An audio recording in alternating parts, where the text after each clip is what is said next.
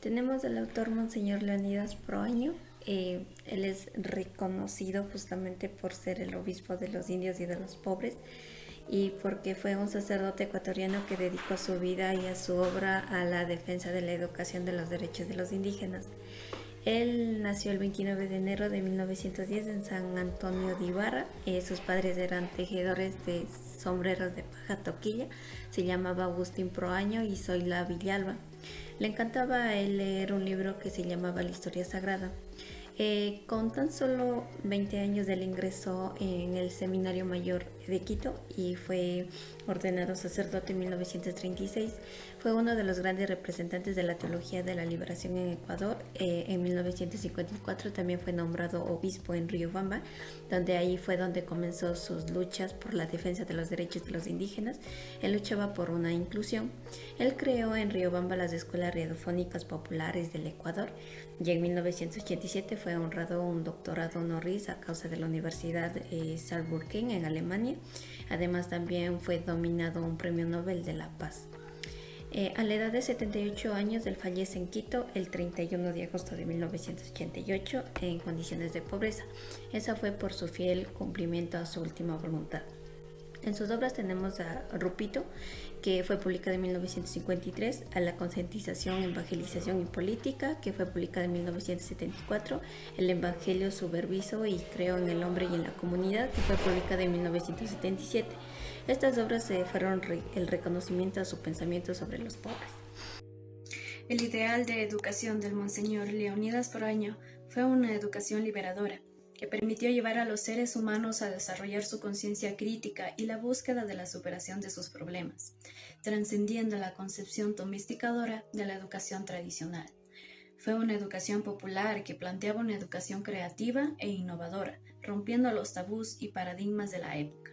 El obispo de los humildes utilizó la paz como elemento de liberación.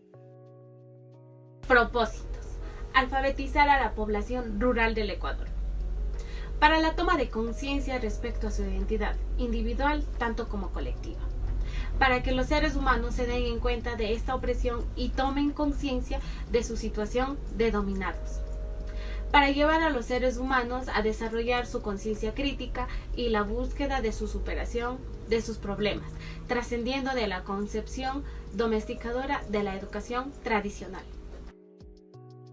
Como otro punto tenemos los contenidos. Desarrollar otros valores como la tolerancia y la solidaridad, que confronten a aquellos determinados por la lógica del racismo, la acumulación y el consumo. En su labor pastoral, Proaño buscaba contribuir en el proceso de humanizar al deshumanizado, para que los infelices fueran felices y para que los ensalvajados fueran desalvajizados. Como siguiente punto tenemos la secuenciación. Como dice Monseñor Leonidas Proaño, nosotros nos hemos formado en la práctica, en el contacto con la gente pobre, con la gente sencilla. Nos vamos descubriendo en el que está viviendo oprimido y en espera de resucitar. Si se quiere cambiar el mundo, se tiene que combatir a los poderes del mundo. El mejor ejemplo de este pecado de explotación es el sistema capitalista. Ahora tenemos el método. Hay que alfabetizar urgentemente a los indígenas para que ellos asuman los procesos de cambio como sujetos. Entonces nosotros tenemos que repreguntar de una manera más sabia. Cuando el pueblo empieza a contestar, es porque preguntaste bien. Recursos.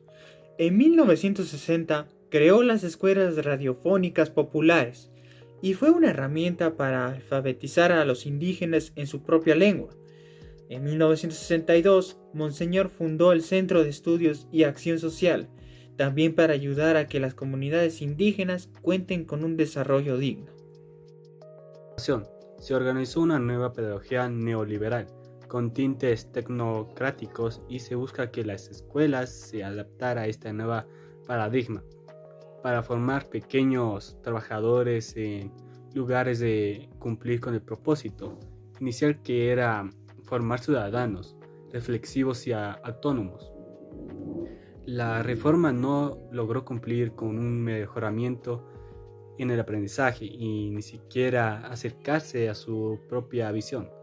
De la calidad educativa Torres 2000.